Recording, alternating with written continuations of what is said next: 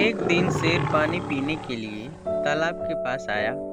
शेर ने देखा कि शेर जहाँ पानी पी रहा है उसी के पास एक मगरमच्छ बैठकर आराम से धूप सेक रहा है। शेर को यह बात अच्छी नहीं लगी कि कोई उसके सामने इतना निर्भीक होकर आराम करे। शेर मगर से बोला, क्या रे मगरमच्छ, तुझे दिखाई नहीं देता क्या? यहाँ जंगल का राजा पानी पी रहा है और तू मेरे पास में लेटा हुआ है और आराम से धूप सेक रहा है।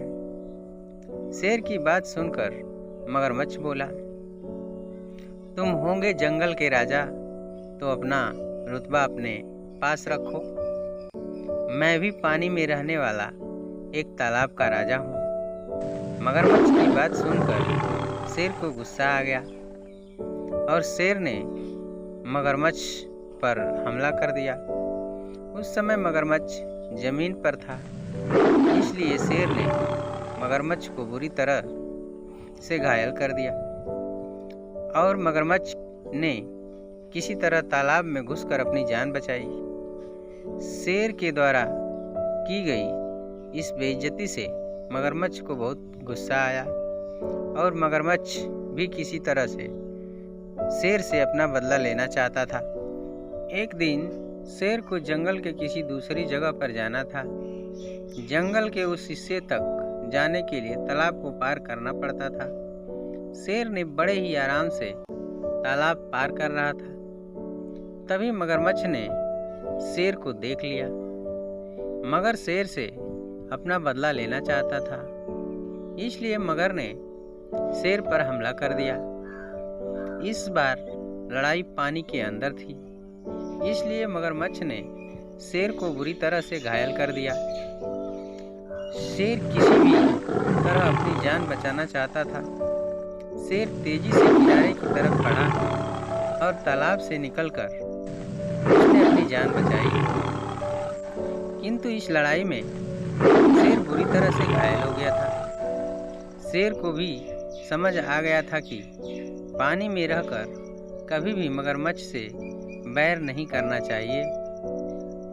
शेर और मगर की कहानी से हमें शिक्षा मिलती है कि पानी में रहकर कभी मगरमच्छ से बैर करना नहीं चाहिए, अर्थात आश्रयदाता से कभी शत्रुता नहीं करनी चाहिए।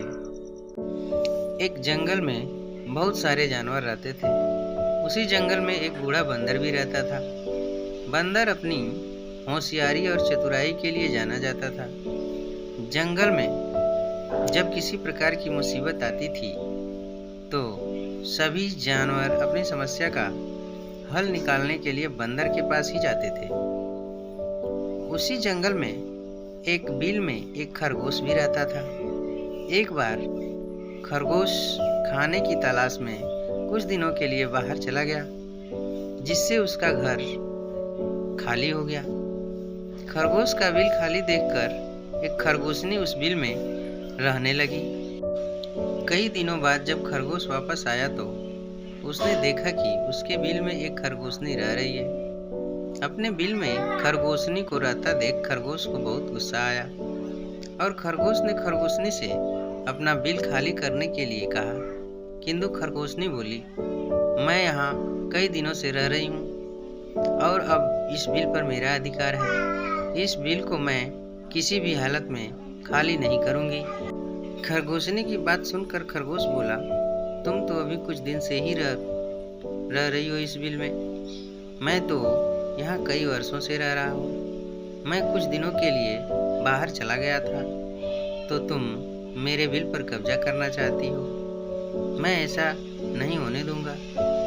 इस प्रकार दोनों में काफी वाद विवाद होने लगा और समस्या का हल ना निकलते देख खरगोश और खरगोशनी उस बूढ़े बंदर के पास गए और दोनों ने उसे अपनी अपनी समस्या बतलाई।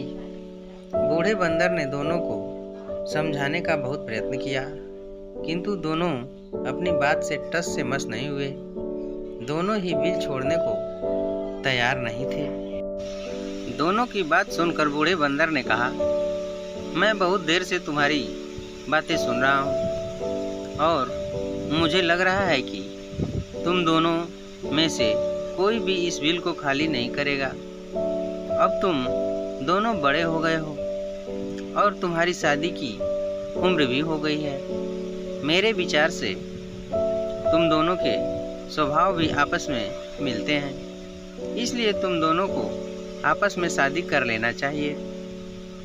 इससे तुम दोनों को बिल भी खाली नहीं करना पड़ेगा और दोनों को इस बिल में अपना दावा भी नहीं छोड़ना पड़ेगा। खरगोश और खरगोशनी दोनों को बंदर की बात बहुत पसंद आई और उन दोनों ने आपस में शादी कर ली। दोनों की शादी में जंगल के सभी जानवर आए और इस प्रकार खरगोश और खरगोशनी एक साथ सुखी पूर्वक उसी बिल में रहने लगे।